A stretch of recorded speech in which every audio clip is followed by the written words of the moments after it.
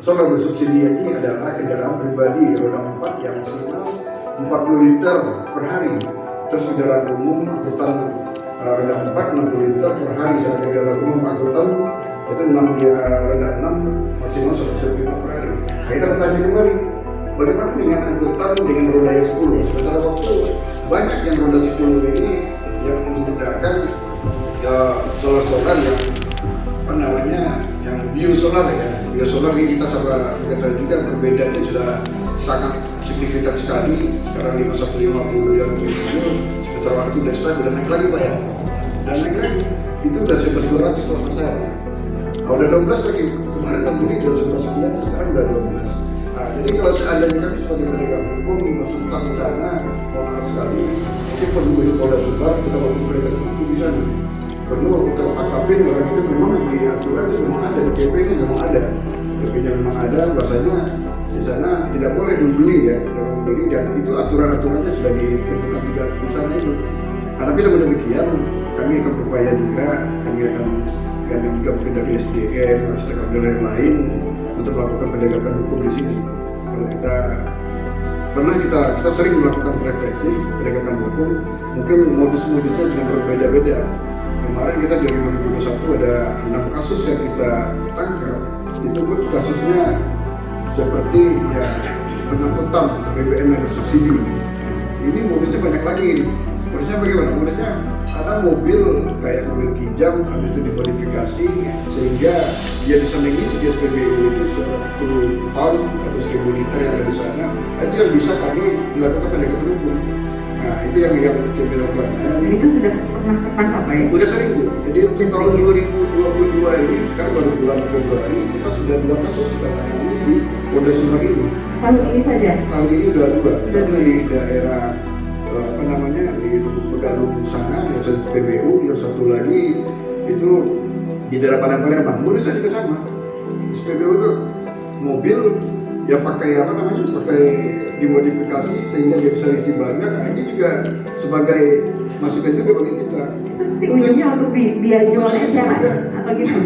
Ujungnya itu juga mungkin ada seperti untuk pabrik-pabrik mungkin yang ada di sana. Setelah itu ada juga tambangan, juga yang untuk supaya bisa ada digunakan. Kami juga akan sesuaikan begitu Bu. Terima kasih. Oke, boleh kita tunggu terus ya. Baik, satu putaran lagi barangkali ada yang ingin ditambah. Kita hadir di sini dan apa namanya, diskusi kita ikut mensosialisasikan. Assalamualaikum warahmatullahi wabarakatuh. Selamat berharian. Maaf ya, kalau satu jadi meja itu mana ya kami ya? Boleh ya? Iya. Nama saya Roberto Ujo, kebetulan pimpinan saya di kali Pak. Bu. Ya, selain sekarang kamu jelas bagus ya. Klik wartawan klik tapi pimpinan saya di Komisi Informasi Publik. Saya staf pendukungnya, honor. Ya, kemarin disini ya. Tapi alhamdulillah adalah damai ya. Damai. Jadi saya sebenarnya tadi nama SDM, Pertamina, khusus Pak Polisi menyampaikan statement, saya juga bingung ini. Saya memang di luar, tapi saya dengar nggak akan pernah penuh penjara Pak. Karantina saja 1 hari kena COVID 200, nggak penuh itu tempat karantina. Ya, oh ya, itu kata pimpinan saya. Semakin banyak kayaknya semakin banyak honornya. Kita relax aja Pak, relax. Ngapain kita tegang-tegang, nggak beres. Bicara minyak, bicara relax, santai. Minyak mahal pun kita beli juga, minyak murah apalagi, santai aja. Ya, jangan terlalu kaku. Jadi begini. Jadi tadi ada dilematis.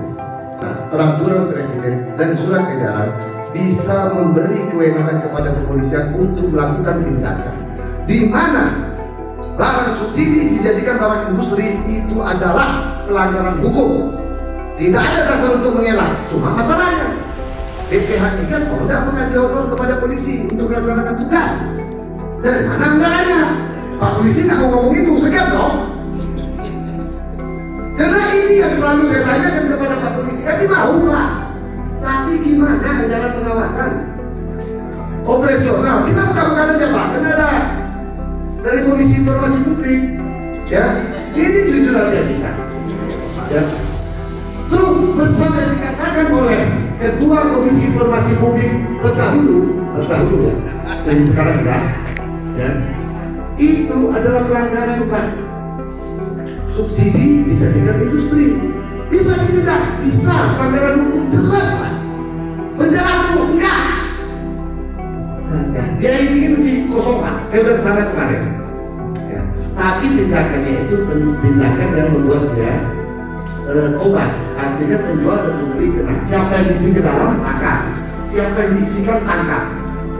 Ya perlu lama-lama Pak. Seminggu aja dalam saya menggerebek ya Pak. Dia sudah berubah. Sekarang niat baik kita mau melaksanakan ini atau tidak. Alasan lain tidak. Yang Pertamina mau kita laksanakan tidak bisa. Pertamina cuma menyalurkan Pak. Rame-rame wartawan bilang Pertamina begini, Pertamina begini. Yang punya hak BPH Migas. Kuota BPH Migas mengadakan. Pertamina cuma menyalurkan. Kita tidak punya kepala Pertamina Pak di Sumatera Barat. Kita cuma punya kepala Sales Areal Manager. Tidak punya kewenangan apa-apa.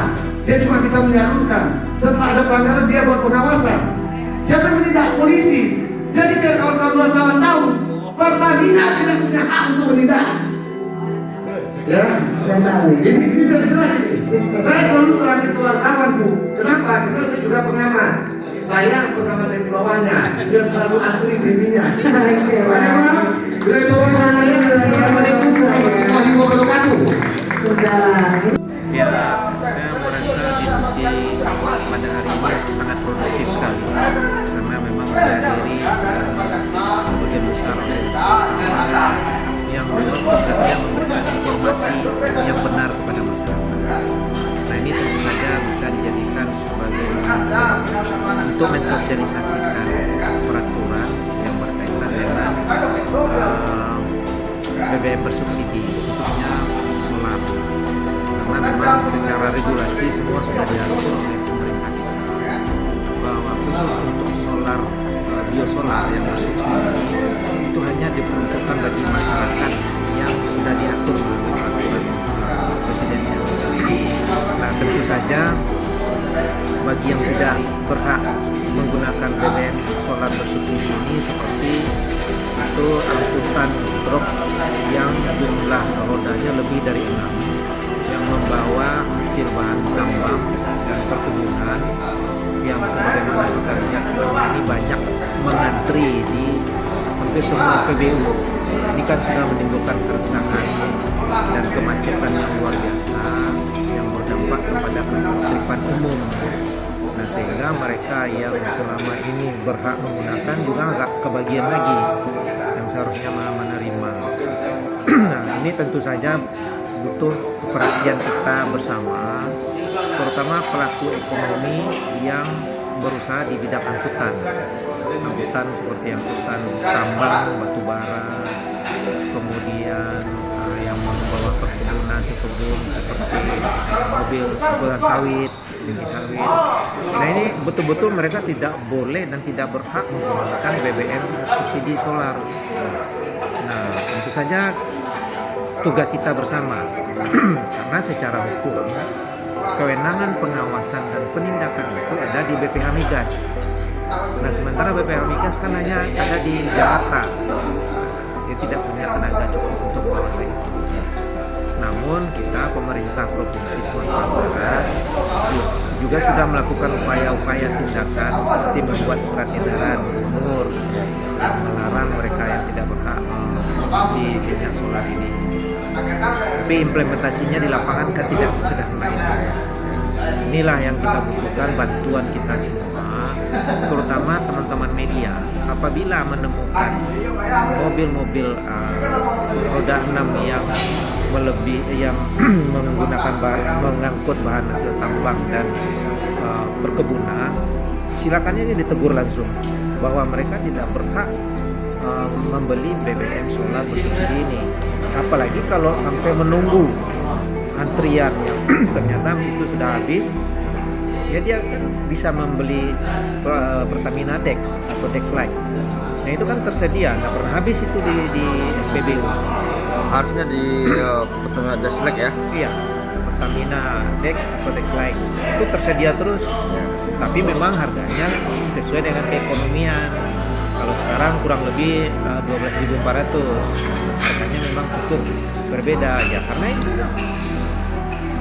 perbedaan itulah yang disubsidi oleh pemerintah terhadap masyarakat yang memang betul-betul berhak untuk mendapatkan jatah subsidi itu.